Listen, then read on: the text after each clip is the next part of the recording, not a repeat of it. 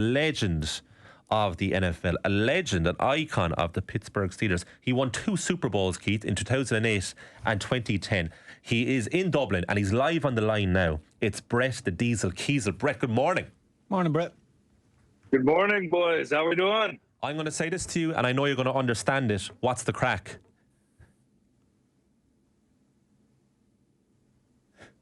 And he's gone. He's back now. I think we're having a bit of a struggle here with Brett's line. Okay, so we're going to work on getting Brett back up there. It's a fascinating career for people who don't know. He scored 1 touchdown, but he's a defensive end, so he barely touched the football for his whole career, Keith. And yet he's an icon of the game with 2 Super Bowls as part of this amazing defence that the Steelers had in the late 2000s into the early 2010s. And this is an incredibly stable organisation, the Pittsburgh Steelers. They've had 3 bosses since the late 1960s. Like, their incumbent has been in charge since 2007.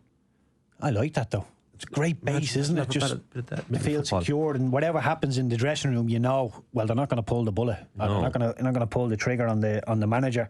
Yeah, I like that. It's great base to work from, going in every day, knowing everything is secured, and the board are generally sound people in terms of not, chopping and changing things. So, yeah, maybe you could explain. I'm sure a lot of people don't notice. He scored a defensive touchdown. Yeah, intercept, ran the pitch, the turf. Yeah, helped by his teammates, but remarkable because it was his one and only touchdown. But it was a brilliant touchdown that anyone would be proud of. I never heard the term defensive touchdown. Yeah, well, there you go. You're learning all these new things. Yes. So he, Brett is a fan of Ireland.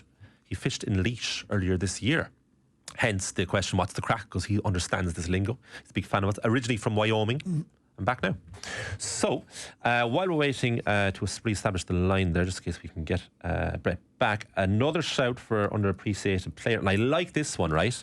Call it on YouTube. Ramirez. Now, it's spelled with an S. So I presume it's to do with the Chelsea midfielder. Do you remember number 7 for Chelsea? You went to Liverpool as well? No, don't think so. Are you thinking of the centre midfielder? Let's get back to that conversation because we do have Brett Keisel back on the line. Brett, good morning again. Part 2. Good morning, guys. I think we're back for the crack now.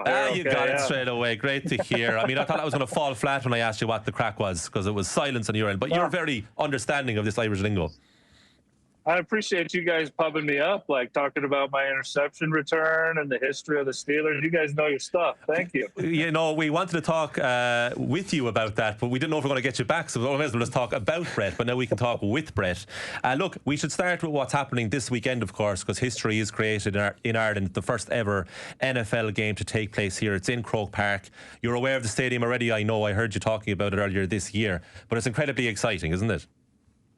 It's wonderful. I was fortunate enough to come down here in April for the draft and to see the people, to kind of get enriched in the culture. As you mentioned earlier, I got to go out and fish.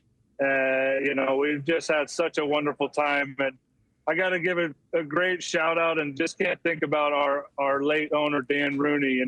He used to be an ambassador here and just talked and is from Ireland lineage and how much he loved it here and the culture. And he would just be so happy to see this today. Like all these Steeler fans rolling in here to Dublin to go watch the match against the Minnesota Vikings. Yeah, I know it's incredible because we are used to college football being played here. There was a game here a few weeks ago, but talk to us, particularly for the casual NFL fans among us in Ireland, or people who don't follow it at all. How much of a step up in attention and energy will this be because it's an NFL game this weekend?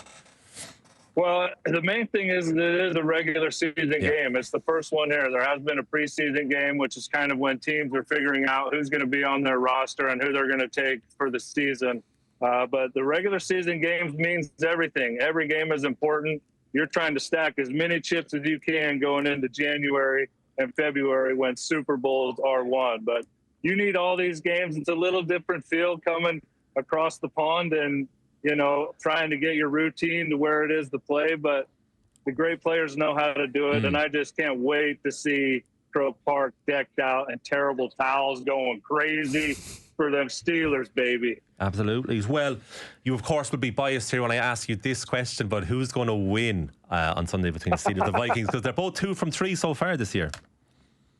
Yeah, the Vikings have a really good team. They have a really good team. It's going to be close. It's going to come down. I always believe in the defense. Whatever defense plays better, and maybe someone can get that sweet touchdown on defensively, like you guys were talking about mine. Thank you. If that can happen, we'll be in good shape. So, of course, I'm thinking Steelers 33 and Vikings 27. Okay, that sounds like a pretty competitive game, so that's one for the fans for sure. There's a beautiful light shimmering on your face right now, Brady. I wonder, is it your 2 rings that you got in 2008 and 2010? I should have brought them. No, I should have brought them. There's a great reflection. Yeah, they got me in a good spot here.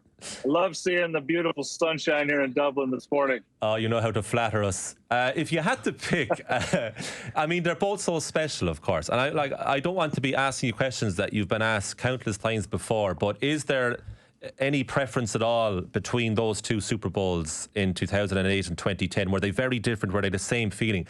Can you talk to us about the difference between winning 1 and 2? Well, the first one was so special because it's your first one. You've never been there. I remember being so nervous. I didn't do much, but other than prepare for the game. We were the 6th seed. We barely leaked into the playoffs and became the first 6th seed to ever win a Super Bowl. And it was special because we got to take our leader, Jerome Bettis, back to Detroit, and he won a Super Bowl from where he was born. That was amazing. I think 43 is probably a little bit more special to me because I was a starter in that game. I ended up landing on the football at the very end. Lamar Woodley strip sack Kurt Warner.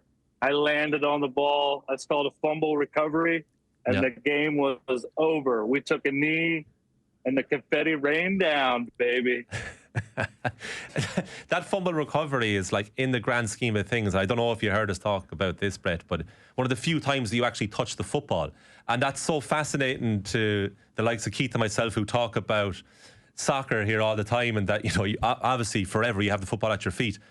But you touch this thing so rarely in a game that you play that's centered around this object that you know very little about. It's incredible. Yeah, defensively, our job is to get that ball back. If we can punch it out, if we can knock it out, if we can intercept it, that's the job, is to get the ball back, get it to the offense so they can go down and score. And if you can score defensively, if you can do something defensively, which that happened in Super Bowl 43 as well. James Harrison had the greatest play in football history. He returned an interception 100 yards all the other way. It happened at halftime. Like, it was such a flip of momentum and a 14-point swing, really.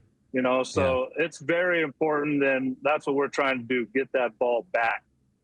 Because we don't get to touch it much. No, exactly. It's historical when you do, especially one particular time, which is my segue into this question, Brett, is if you're in a bar somewhere in America and for some reason people don't recognize you and you want to say just who you are, do you lead with the 2 Super Bowls or your 1 touchdown? Because you can whip your mobile out and show them on your cell phone. Look at this. Yeah, people come up to me a lot and they'll be like, you look a lot like Brett Keisel, and I'm like, man, I get that all the time. So we just roll with it. Then they'll be like, wait, are you? And I'll go, yeah, it's me. So it works out great. When I have my big beard, it's kind of hard not to, because it's like basically waving a flag, like beard to beard. But when it's trimmed down, I could blend in pretty good.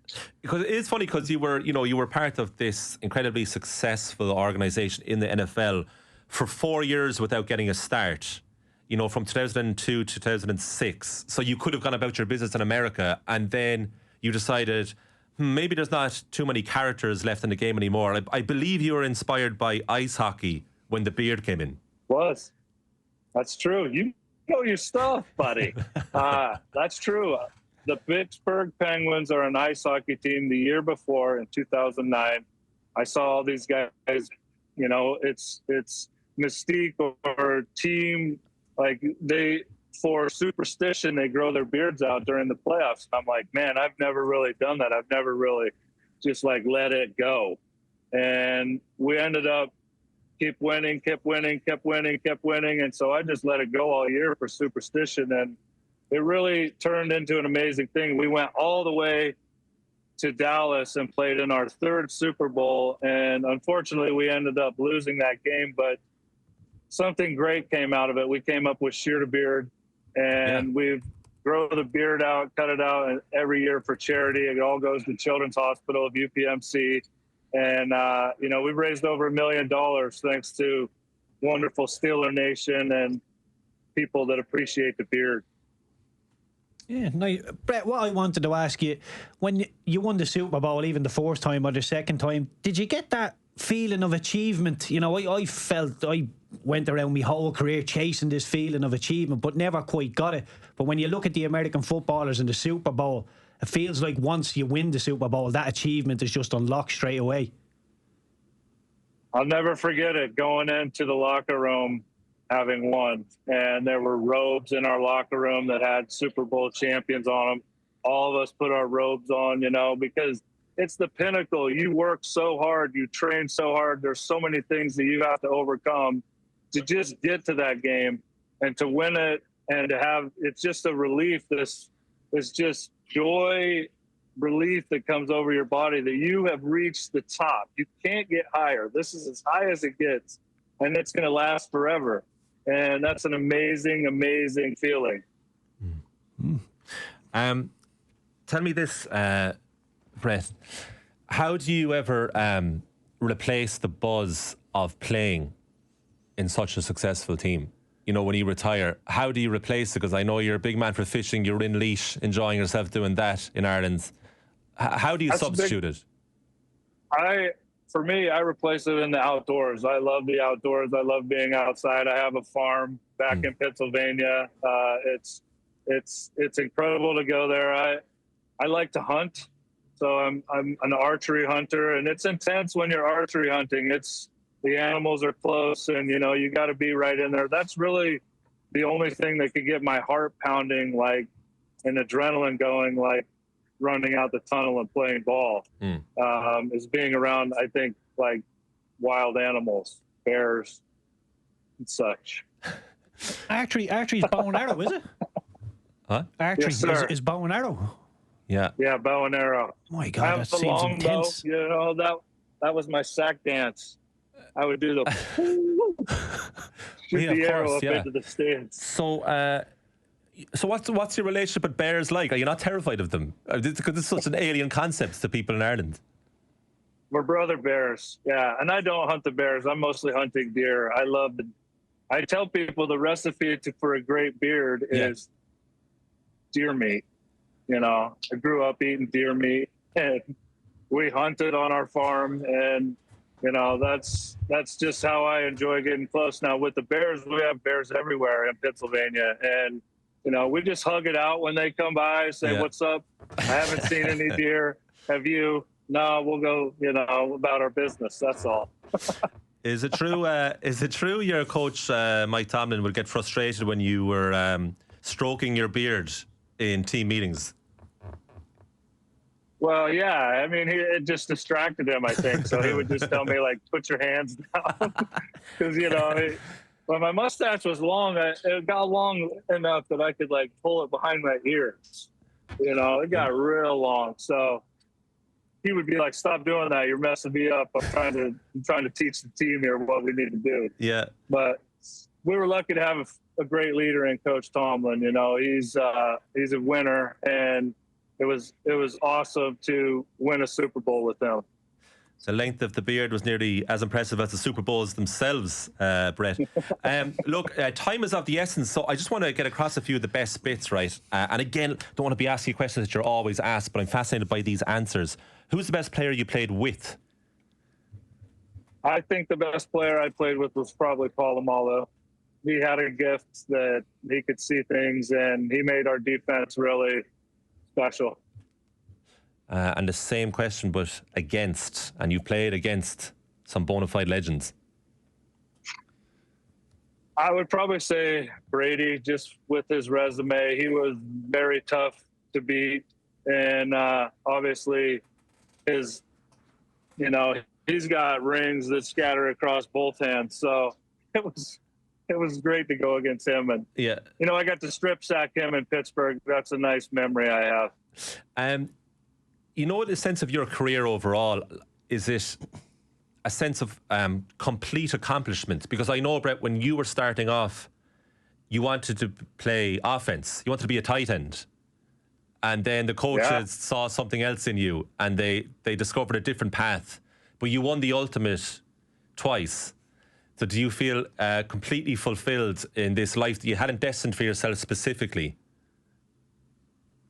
Completely fulfilled isn't a strong enough word. You know, it was a dream come true to be able to get drafted by Pittsburgh, to spend my whole career in Pittsburgh, to play with the amazing teammates and in front of the amazing fan base that was there consistently. You know, we've been here at the airport and it's just filled with Steeler fans. And I'm telling people how we used to play in opposing stadiums and have more fans in that stadium than they did, the home team.